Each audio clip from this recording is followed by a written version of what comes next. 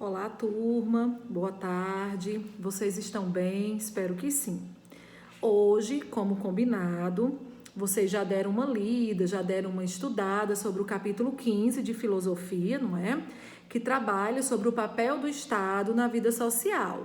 E quando a gente fala do papel do Estado na vida social, a gente tem a concepção de que o Estado, como ele é hoje, sempre existiu, não é?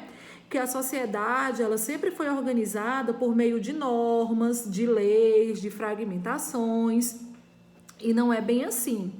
A história do Estado, ela foi se modernizando, ela foi se modificando de acordo com a passagem do tempo da sociedade, não é? O Estado é um objeto de estudo porque ele é histórico e ele passou por vários processos de modificação. Nesse sentido, o Estado ele é estudado por vários filósofos que buscam compreender o papel social, não é, dessa conjuntura que hoje está presente na vida dos indivíduos de forma tão familiar que não consegue se pensar, por exemplo, em sociedade sem Estado. Tendo em vista tudo isso aí, eu peço que vocês acompanhem toda a explicação, certo? Com o livrinho de vocês aberto e prestando atenção a todos os pontos que eu vou pontuando de acordo com a explicação, tá bom? E eu vou começar com o primeiro subtítulo, que diz o seguinte: a gênese do Estado moderno. E aí entra a concepção de dois filósofos, Hobbes e Hegel, certo?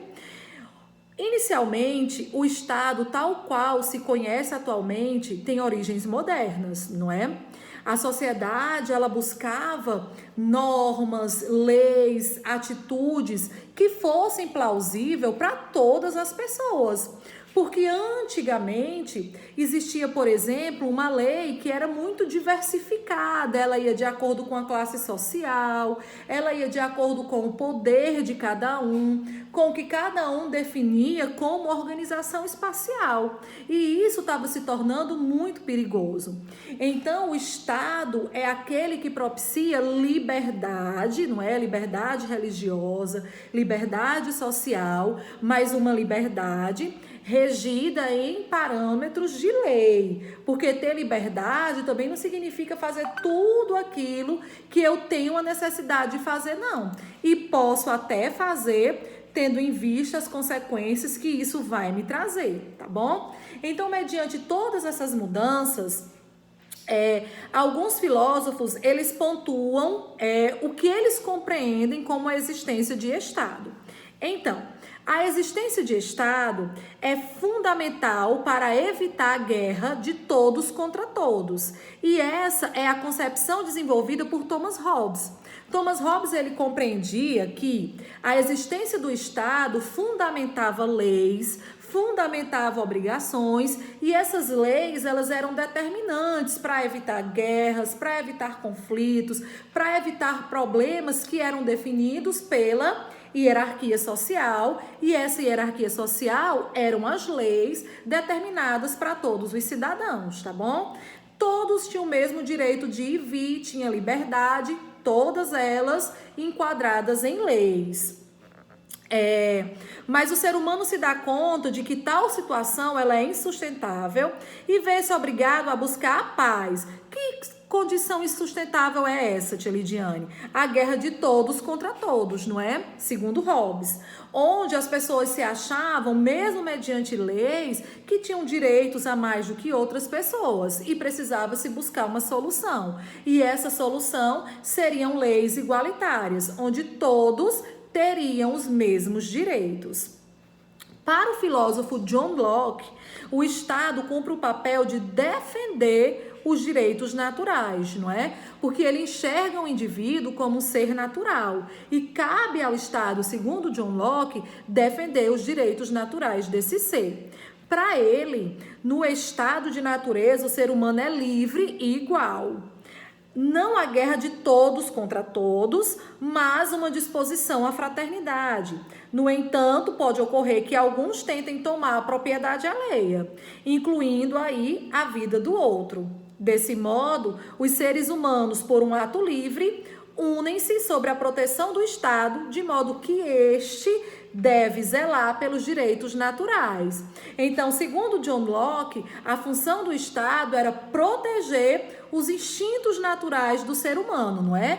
Para que não houvesse guerras, para que não houvesse confronto quando um quisesse invadir o patrimônio de outro. Já para Rousseau, a existência do Estado é um instrumento para realizar a renúncia ao egoísmo, que se iniciou pela decadência de civilização. Segundo Rousseau, os seres humanos no estado de natureza realizam um contrato tácito, que daria origem à sociedade, ao Estado. Só que Rousseau, ele concebe o Estado como deve ser e não tal como ele era em sua época, não é? Jean-Jacques Rousseau, ele idealiza um modelo de Estado que tem parâmetros, um modelo de Estado que tem leis e não como era o Estado na época em que ele vivia. Então, nesse sentido, a concepção de Estado como instrumento civilizatório passa a ter seu auge na filosofia de Hegel. Para ele, o Estado é o momento em que a razão humana se materializa, sobrepondo, por exemplo, a oposição que havia entre família e sociedade civil. Sobre isso, tem esse textozinho dele bem interessante, que é muito bom que vocês reflitam sobre ele, não é? Para Hegel, o Estado ele era aquele divisor de águas. Apesar de o laço familiar, o laço social ter todo o ensinamento, mas no fim as leis que vão vigorar são as leis do Estado. E cada Estado ele define suas leis de acordo com sua realidade. Não é porque, vou dar um exemplo contemporâneo de hoje. Não é porque eu estou no estado do Ceará que eu vou achar que todas as coisas que acontecem no estado da Bahia, por exemplo, elas acontecem da mesma forma que estão no meu estado, porque eles têm configurações diferentes. Claro que a maioria das leis, elas são amplas para toda a sociedade brasileira, mas acontecem as particularidades que Hegel já mencionava e que deixava bem claro que era isso que devia reger o Estado, independentemente da família, dos convívios, dos vínculos sociais. Já para Kant, ele compreende o Estado também, não é, como instrumento de realização do progresso civilizatório. Era a partir do Estado que tanto ele como Hegel acreditava na civilização como um todo, como parte da sociedade que ia começar a disseminar caminhos embasado em conhecimentos que levariam todos a um comum acordo, não é? Eu não posso, por exemplo, porque tenho pressa de chegar a um lugar, infringir as leis de trânsito, porque dentro do Estado tem um estamento que faz com que aconteçam multas caso isso aconteça, independentemente da minha necessidade. Então, se eu sei que eu tenho que chegar a um local um pouco mais cedo, eu tenho que sair um pouco mais cedo também, porque pode acontecer coisas no caminho que podem me atrasar e existem leis que não me favorecem. São leis que estão ali para todas as pessoas de modo geral, certo? Agora nós vamos ver a perspectiva clássica de Aristóteles em relação ao Estado. E Aristóteles, ele deixa bem claro, por exemplo, tudo contrário ao que os contratualistas modernos, que são esses que eu acabei de dizer a vocês, mencionavam, não é? Ele não distingue entre organizações sociais naturais e aquelas que se iniciam por contratos, porque pensa que ambas são naturais ao ser humano.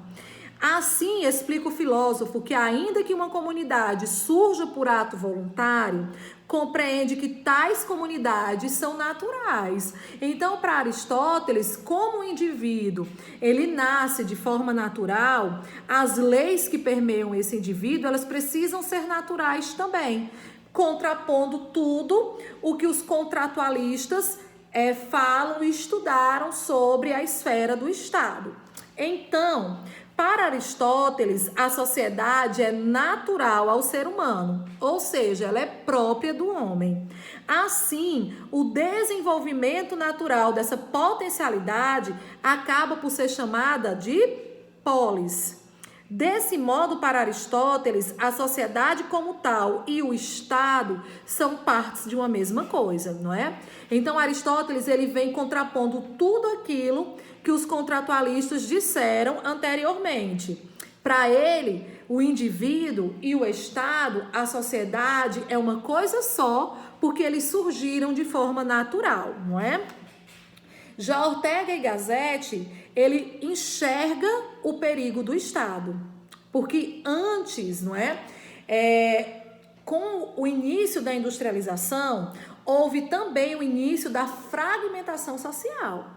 Então, quando a industrialização começou a surgir, já existia, claro, o modelo de Estado, já existiam muitos fragmentos, mas que foram se modernizando e mudando de acordo com a sociedade.